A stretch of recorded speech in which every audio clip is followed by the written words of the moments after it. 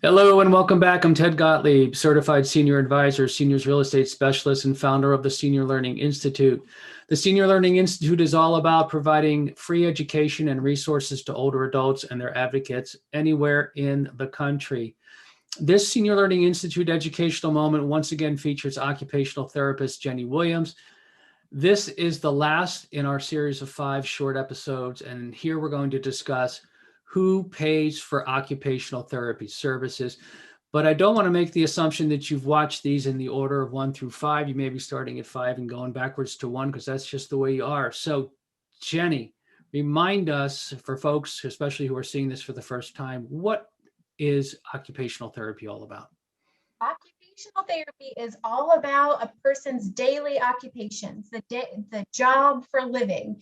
So we help people who maybe have had an injury or illness regain those skills for the job of living so they can have a happy, productive, purposeful life.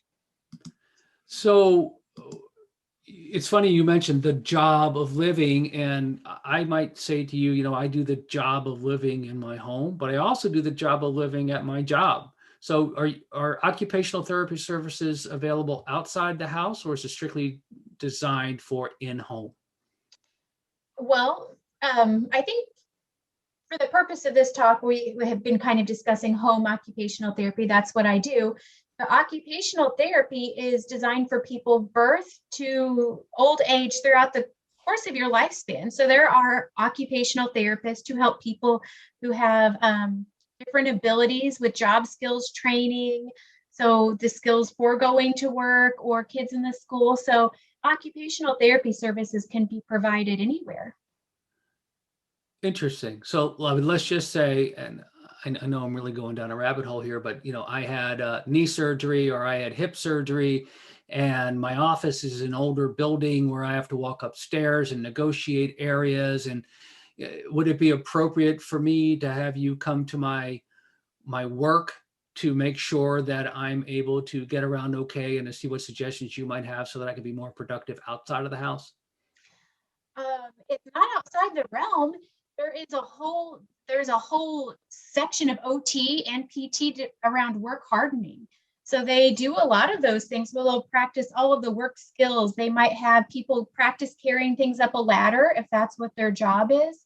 So I would say that wouldn't be typical though. Usually an OT would have you practice those things kind of either in your home environment or in a therapy clinic environment.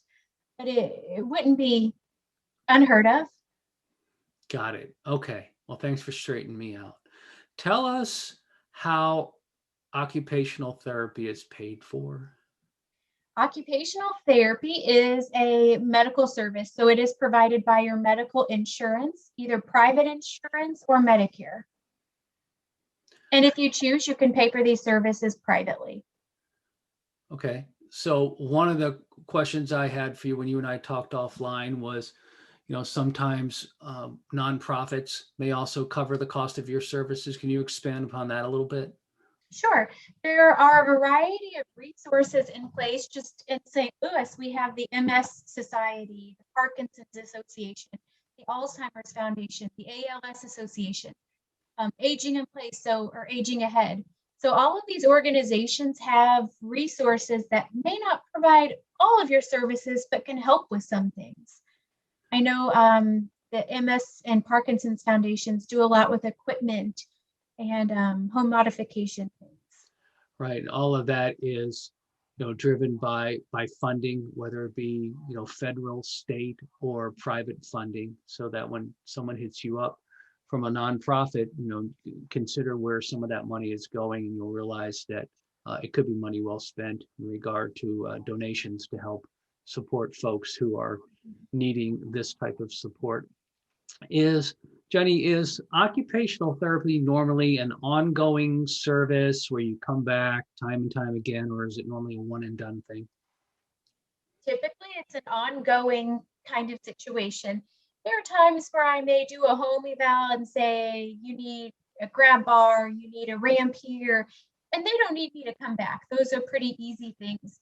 But most of the time, it's an ongoing service where It's kind of trial and error in some ways. You know, we might try something, and if that doesn't work, we need to adjust it and try something differently. A lot of different tasks take some working up to before we meet our goals.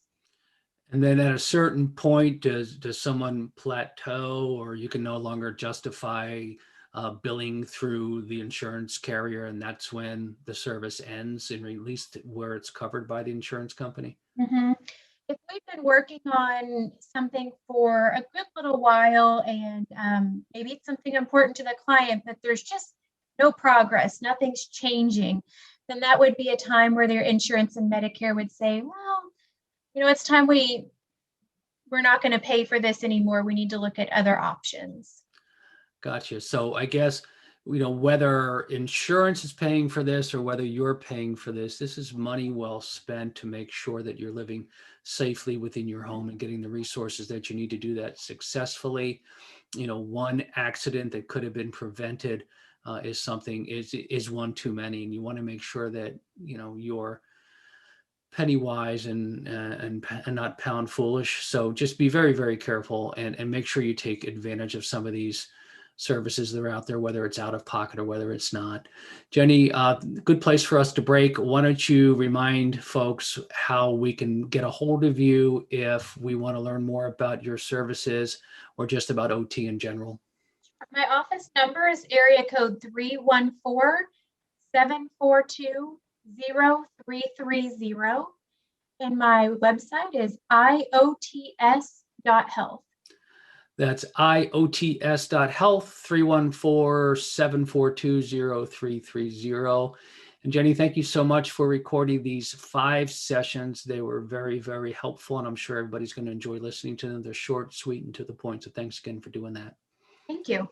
You are welcome. Thank you. I want to thank the audience again for listening to this Senior Learning Institute educational moment. At the Senior Learning Institute, we strive to provide the straightforward and unbiased information you need to make smart decisions the first time. The whole goal is to connect you and older adults and your advocates to the resources that they need. Anything from aging in place, selling the home in any condition, estate and financial planning, in-home care, estate sales, clean-out services, you name it, anywhere in the United States. We're here to help you. Just give us a call or look at our website for more contact information. To learn more about us, again, the website is seniorlearninginstitute.com. Until next time, I'm Ted Gottlieb, certified senior advisor, seniors real estate specialist, and founder of the Senior Learning Institute.